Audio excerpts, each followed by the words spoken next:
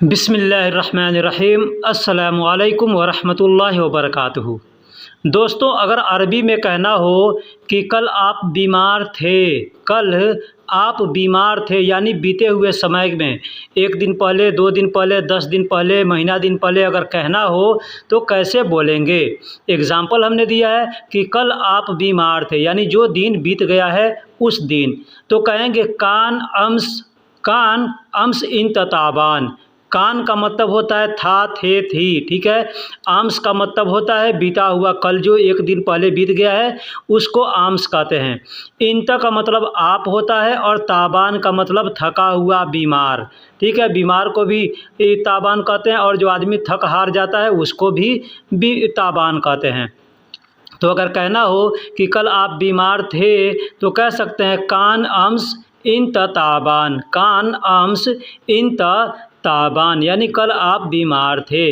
इस तरह से आप बोल सकते हैं। अगला जुमला है अब आप कैसे हैं। अब आप कैसे हैं, तो अगर कहना हो तो कहेंगे अलान कैफ इंता, अलान कैफ इंता, या यूँ कह सकते हैं अलहीन कैफ इंता, अलहीन कैफ इंता। अलहीन या अलान ये दोनों का मतलब होता है अब या अभी। अब या अभी बोलना हो तो अलान भी कह सकते हैं या अलहीन भी कह सकते हैं। और कैफ का मतलब कैसे होता है, इंता का मतलब तुम या आप होता है। बहुत से लोग दोस्तों, बहुत से लोग इंता बोलते हैं, बहुत से अंता बोलते हैं, ठीक है। एक चीज़ और बता दूं, मर्द को बोलेंगे यानी आदमी को बोलेंगे तो इंता या अंता बोलेंगे, औरत के लिए अगर बोलेंगे तो इंती बोलेंगे या अंती बोलेंगे। तो अब आप कैसे हैं तो कह सकते हैं अलान कैफ इंता, अलान कैफ इंता यानी अब आप कैसे हैं। अल्लाह का शुक्र है अब ठीक हूँ, अल्लाह का शुक्र है कि अब ठीक हूँ, तो हम अरबी में कहेंगे अल्हम्दुलिल्लाह, अल्हम्दुलिल्लाह अलान अहसन, अल्हम्दुलिल्लाह अलान अहसन या अल्हम्दुलिल्लाह अलहीन अहसन। इस तरह से कह सकते हैं। दोस्तों, एक और चीज़ बता दूं कि अहसन का मतलब होता है बेहतर हूँ, अच्छा हूँ, ठीक है। ठीक उसी तरह से कोइस का मतलब भी होता है अच्छा हूँ, बेहतर हूँ, ठीक है। और ज़ैन का मतलब भी होता है, तमाम का मतलब भी होता है अच्छा है, ठीक है। यानी जितने भी ये अल्फाज हैं इसमें से कोई भी अल्फाज आप चाहें तो यहाँ पे इस्तेमाल कर सकते हैं। और अलान के जगह पे अलान भी बोल सकते हैं, अलहीन भी बोल सकते हैं। यानी अल्लाह का शुक्र है अब मैं ठीक हूँ तो कह सकते हैं अल्हम्दुलिल्लाह कुल्लु तमाम यानी सब ठीक है। या यूँ भी कह सकते हैं अल्हम्दुलिल्लाह अलहीन अहसन, अलहीन तमाम, अलहीन कोइस, अलहीन ज़ैन, यानी जितने अल्फाज हैं आप कोई भी बोल सकते हैं। दोस्तों, मैं ये इसलिए बोल रहा हूँ ताकि सामने वाला किस तरह से बोलेगा, क्या बोलेगा, ये आप नहीं जानते, ठीक है।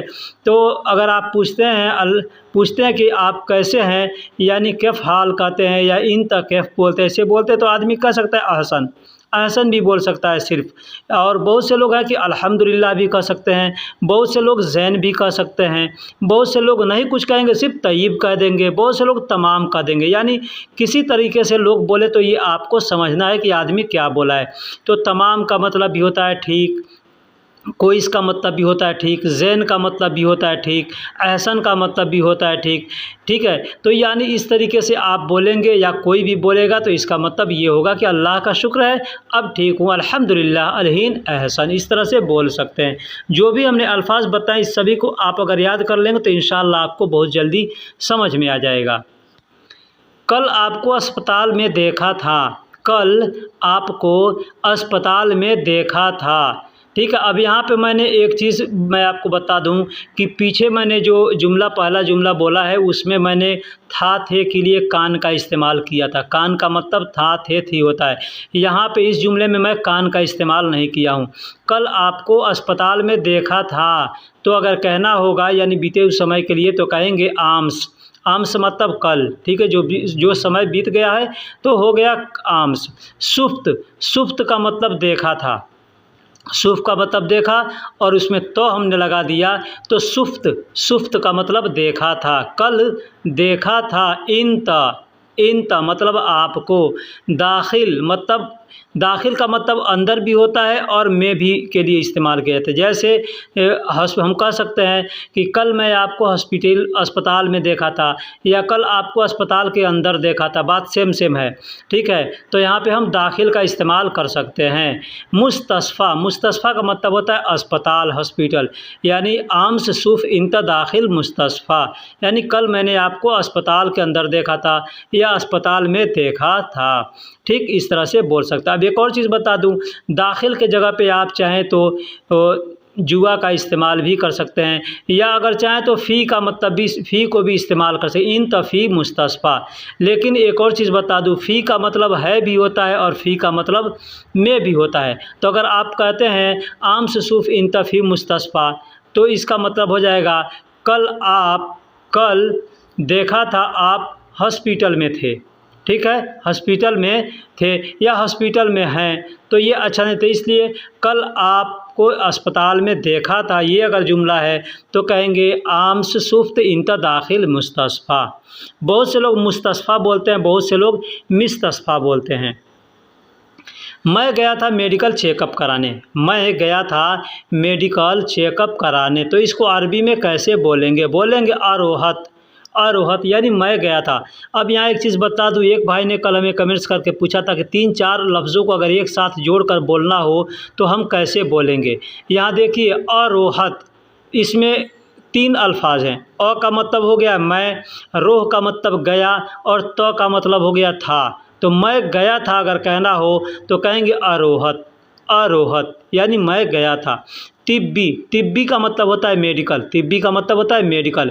लिल फहस, लिल फहस का मतलब होता है जांच करने, जांच के लिए। सौवी का मतलब कराने, जांच के लिए, सौवी का मतलब कराने, यानी जांच कराने अगर कहना हो या चेकअप कराने तो कह सकते हैं मैं गया था मेडिकल चेकअप कराने या मेडिकली जांच कराने, तो कह सकते हैं अरोहत तिब्बी लिल फहस सौवी। अरोहत यानी मैं गया था, तिब्बी यानी मेडिकल, लिल फहस यानी जांच के, लिल फहस सौवी यानी जांच करवाने या चेकअप करवाने, इसका मतलब ये होता है। अगर लाए हो तो उसे दे दो, अगर लाए हो तो उसे दे दो। यहाँ पे भी मैंने 3 अल्फाज यहाँ इस्तेमाल किया है, अतईहा, अतईहा, ठीक है। जिब्त भी यहाँ इस्तेमाल किया है। लो का मतलब अगर होता है। भाई ने हमसे कहा था कि 2-3 अल्फाज को एक में मिलाकर बोलना हो, तो इसलिए मैं इस जुमले को बनाया हूँ, ठीक है। तो कहेंगे अरबी में लो का मतलब होता है अगर। जिब्त का मतलब लाए हो तो अतईहा यानी उसको दे दो या उसे दे दो। अता का मतलब देना होता है, हा का मतलब उसे होता है, ठीक है। जिब का मतलब होता है लाना या लाए या लाओ, ठीक है। तो का मतलब होता है लाए हो तो, ठीक है, लाए हो तो। यहाँ पे हम बोल सकते हैं जिब्त बोल सकते हैं, यानी लाए हो या लाए थे। अब यहाँ पे तो के लिए का मतलब आखिरी में इस्तेमाल किया जाता है, तो था थे भी हो जाता है, ठीक है। लेकिन यहाँ पे इस्तेमाल हम यहाँ अरबी का ट्रांसलेशन करेंगे अगर हिंदी में, तो उसमें था नहीं हम इस्तेमाल करेंगे। इसलिए अगर लाए हो तो या लाए थे तो उसे दे दो। ऐसे आदमी कहता है ना कि लाए हो या लाओगे, ठीक है। तो यहाँ लाओगे नहीं, लाए हो तो उसे दे दो, तो कह सकते हैं लो का मतलब अगर होता है, ठीक है। जिब्त का मतलब लाए हो तो, अतईतहा मतलब उसे दे दो।